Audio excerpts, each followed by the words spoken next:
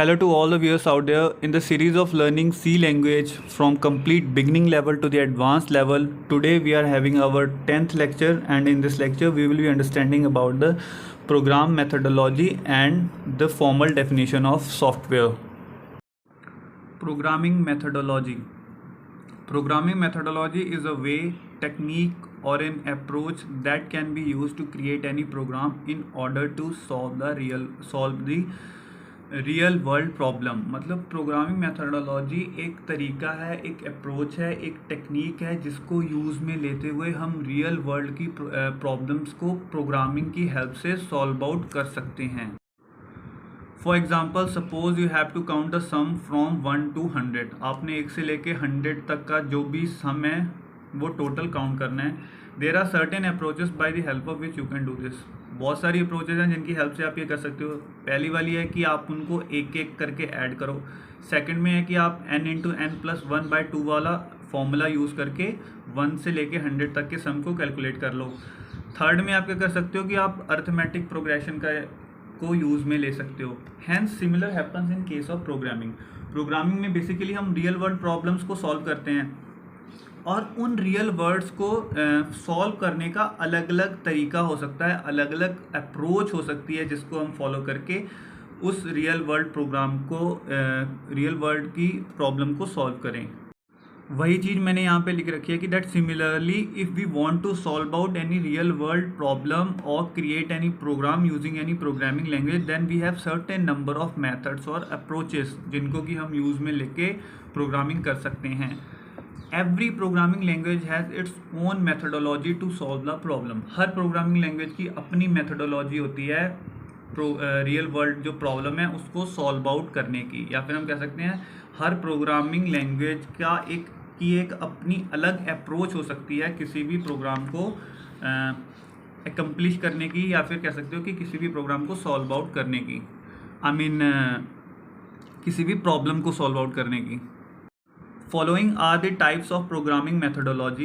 पहली है procedural oriented, second one is object oriented, object based या फिर purely object oriented. Third one is aspect oriented. Procedural oriented के examples हैं C language. Object वाले के एग्जांपल्स हैं Java, C++, Simula etcetera. And aspect वाले के एग्जांपल हैं स्प्रिंग. जो प्रोसीजरल ओरिएंटेड है that follows top to bottom approach, and the object oriented they follows bottom to top approach, and the aspect oriented they also follow bottom to top approach. इनको हम real world example से समझते हैं कि ये top to bottom या फिर bottom to top approach क्या होती है. बेसिकली आप ये समझ लो कि जो प्रोसीजरल ओरिएंटेड अप्रोच होती है प्रोग्रामिंग में, उसमें हमें चीज़ों को खुद से क्रिएट करना पड़ता है. ये काफ़ी हमारे लिए कॉम्प्लेक्स पड़ जाता है. लेकिन ऑब्जेक्ट ओरिएंटेड में देखें तो उसमें हमें काफ़ी कुछ चीज़ें बनी बनाई मिल जाती हैं. हैंस हमारे लिए इतना ये कॉम्प्लेक्स नहीं होता और ना ही इतना टाइम कंज्यूमिंग होता है. सी लैंग्वेज जो है वो प्रोसीजरल ओरिएंटेड है. इसमें हमें चीज़ों को खुद बनाना पड़ता है और इसमें काफ़ी टाइम भी लग जाता है और ये काफ़ी कॉम्प्लेक्स भी होता है. वहीं ऑब्जेक्ट ओरिएंटेड में हमें जैसे कि C++ हो गई या फिर जावा हो गई, उनमें हमें चीज़ें बनी बनाई मिल जाती हैं और उन्हें ही हम यूज़ में ले लेते हैं. हैंस हमारे लिए वो लेस कॉम्प्लेक्स होता है. तो हम ज़्यादा अच्छे से समझ पाएंगे एक डेली लाइफ एग्जांपल से. वही मैंने यहाँ पे ले रखा है कि सपोज़ कीजिए कि आपका टास्क है खाना खाने का. तो आपके पास 3 ऑप्शन है. पहला ऑप्शन है कि आप खुद उस खाने को बनाएं. दूसरा ऑप्शन है आप किसी अच्छे से रेस्टोरेंट में चले जाएं. तीसरा ऑप्शन है कि आप घर बैठे बैठे उस खाने को ऑर्डर कर दें. तो जो पहला ऑप्शन है जिसमें कि आप खाने को खुद बनाओगे, है ना, जो भी इंग्रेडिएंट आपने यूज़ में लेने हैं, तो वो वाली जो अप्रोच है वो प्रोसीजरल ओरिएंटेड अप्रोच है. सेकंड वाली कि आप रेस्टोरेंट गए और वहाँ जाके आपने खाना खाया है, तो ये वाली जो अप्रोच है ये ऑब्जेक्ट ओरिएंटेड है. थर्ड में आप ना तो रेस्टोरेंट गए ना ही आपने खाना खुद बनाया, आपने घर बैठे बैठे ऑर्डर कर दिया, जोमेटो, स्विगी, जो भी है जिसकी भी हेल्प से, और वो खाना आपके घर पे आ गया. तो ये वाली जो अप्रोच है ये एस्पेक्ट ओरिएंटेड अप्रोच कहलाई जाएगी. सो आई फील कि अब तो आपको एकदम क्लियर हो गया होगा कि प्रोसीजरल ओरिएंटेड, ऑब्जेक्ट ओरिएंटेड और एस्पेक्ट ओरिएंटेड में क्या डिफरेंस है. So now let's move on to the next topic. that is the software. In general, software is the collection of programs which is used to operate the computers and execute the specific task.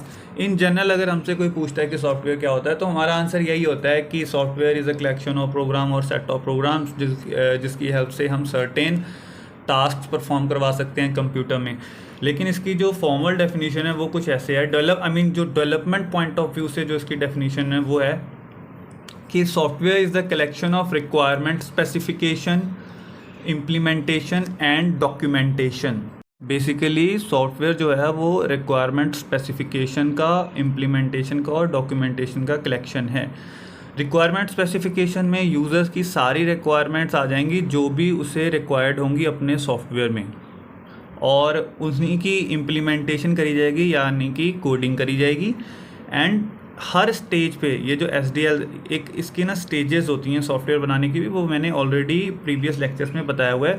और हर stage की अलग अलग documentation तैयार करी जाती है ताकि आगे चल के कोई दिक्कत ना आए. ये जो डॉक्यूमेंट्स हैं ये एज एन एविडेंस भी यूज़ में होते हैं अगर आगे जाके कोई दिक्कत आती है. यानी कि ऐसा हो सकता है कि कस्टमर बोल दे कि मैंने तो पहले इतनी रिक्वायरमेंट्स बोली थी, आपने उतनी करी नहीं, तो हम उसको एक डॉक्यूमेंट दिखा सकते हैं जिस पे उसने ऑलरेडी साइन किए हुए थे कि उसको केवल और केवल इतनी ही रिक्वायरमेंट्स चाहिए होती हैं. सेकेंडली डॉक्यूमेंटेशन में आपका यूज़र मैनुअल वगैरह आ जाते हैं, है ना. सपोज़ करो हर क्लाइंट जो है वो टेक्निकली स्ट्रॉन्ग नहीं होता, तो उसको पता नहीं रहता कि सॉफ्टवेयर को कैसे ऑपरेट करना है, कैसे चलाना है. तो इसी चीज़ के लिए उसमें उसको एक यूज़र मैनुअल प्रोवाइड किया जाता है जिसमें सॉफ्टवेयर को ऑपरेट करने के या सॉफ्टवेयर कैसे काम करेगा उस सब चीज़ के बारे में डिटेल में लिखा होता है. That's all for this session. I hope you enjoyed it. Thank you.